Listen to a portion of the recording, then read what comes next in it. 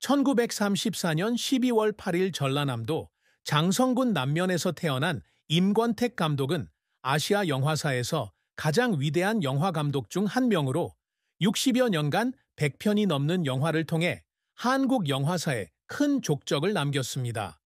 90세의 나이에 등의 작품을 통해 한국의 사람, 역사, 문화를 세계 관객에게 알린 문화적 아이콘으로 추앙받고 있습니다. 하지만 권위 있는 상과 동료들의 찬사 뒤에는 깊은 슬픔과 혹독한 도전, 그리고 삶의 폭풍을 극복하려는 끊임없는 노력이 담겨 있습니다. 채령과 두 아들 권현상, 임동준과의 오랜 결혼 생활 속에서 그는 큰 기쁨과 지울 수 없는 고통이 뒤섞인 감정적인 삶을 살았습니다. 임권택 작가의 삶에서 가장 큰 슬픔은 아마도 전쟁과 빈곤 속에서 보낸 어린 시절의 고통스러운 기억, 그리고 바꿀 수 없는 사회적 불의를 목격했을 때 느꼈던 무력감일 것입니다. 장성의 가난한 농가에서 태어난 그는 어린 시절을 가난 속에서 보냈는데, 특히 1950년 한국전쟁이 발발하면서 그의 가족은 더욱 가난해졌습니다.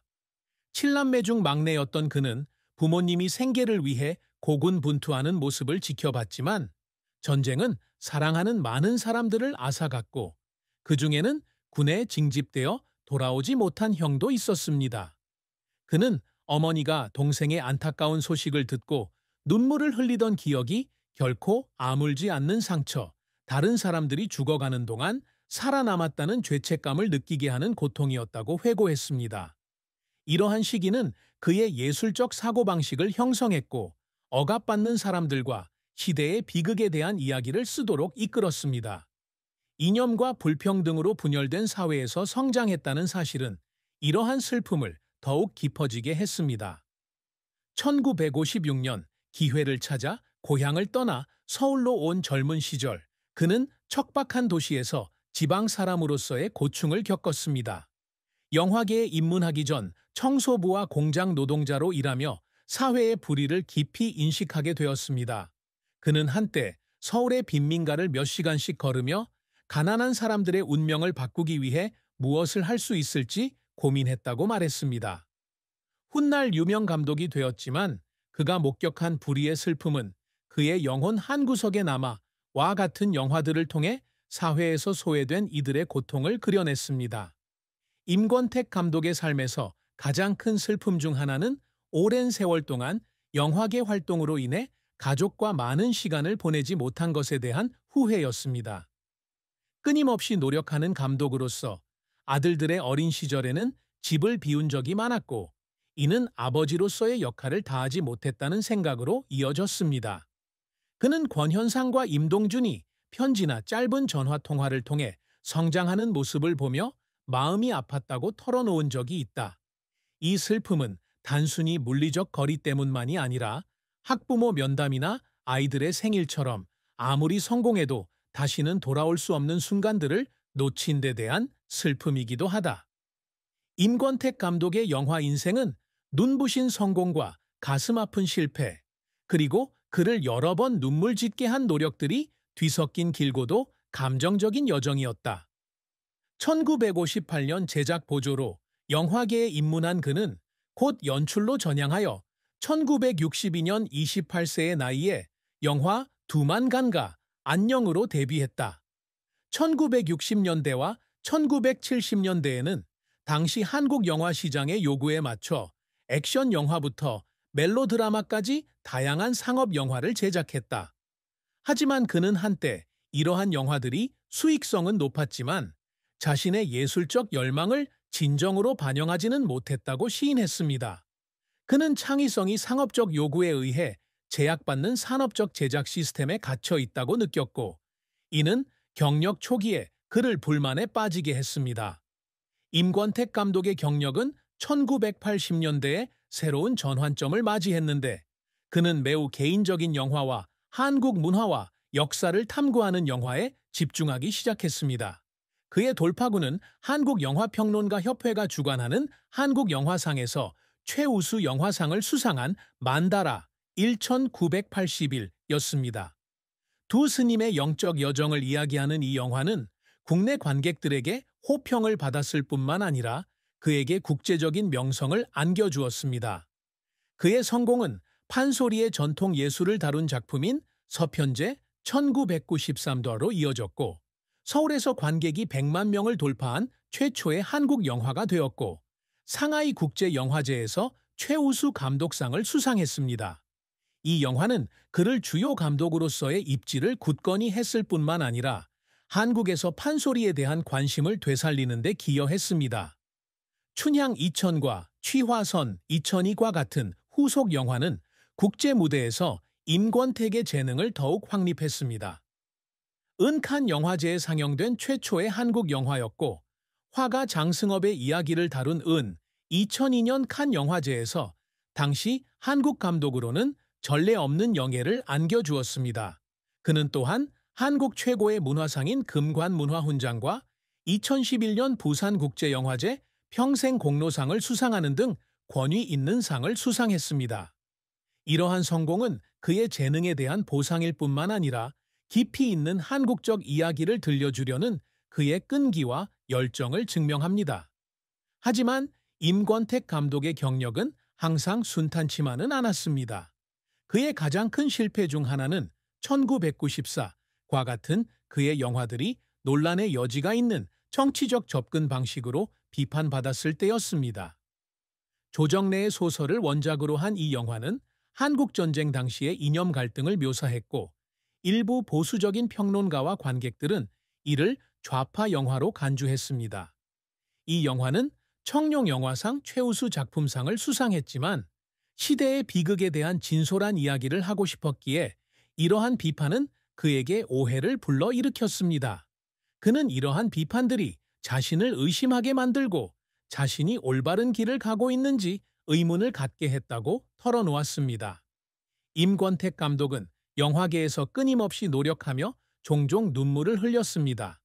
그는 각 장면이 자신의 예술적 비전을 제대로 구현하도록 시나리오 집필부터 연출까지 20시간씩 촬영장에서 일한 날도 있다고 말했습니다. 특히 가슴 아픈 순간은 제작 중 재정적 압박에 직면했을 때였습니다. 한정된 예산과 투자자들의 회의적인 시선 속에서 그는 자신의 비전을 지키기 위해 고군분투했고, 영화가 실패할지도 모른다는 생각에 편집실에서 눈물을 흘리기도 했습니다. 하지만 그의 끈기는 결실을 맺었고 는 하나의 문화 현상으로 자리 잡았지만 그 긴장감 넘치는 순간들은 여전히 그의 마음속에 깊은 상처를 남깁니다. 임권택 감독의 업적은 영화를 통해 한국 문화를 보존하고 기념하고자 하는 그의 열망을 반영합니다. 감독으로서 그는 단순히 재미를 넘어 역사, 문화, 그리고 사람들에 대한 생각을 불러일으키는 영화를 만들고자 항상 노력해왔습니다. 판소리에 대한 관심을 되살린 와 민담을 현대적으로 재해석한 와 같은 작품들을 통해 이러한 목표를 달성했습니다. 그는 또한 한국 영화를 세계에 알리기 위해 노력했으며, 칸 영화제 수상은 전 세계 관객들에게 한국 이야기를 전달하는 데 있어 그의 성공을 증명합니다.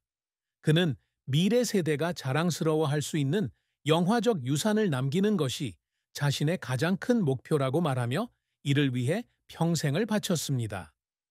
임권택 감독은 또한 젊은 감독들에게 멘토이자 영감의 원천이 되고자 노력합니다.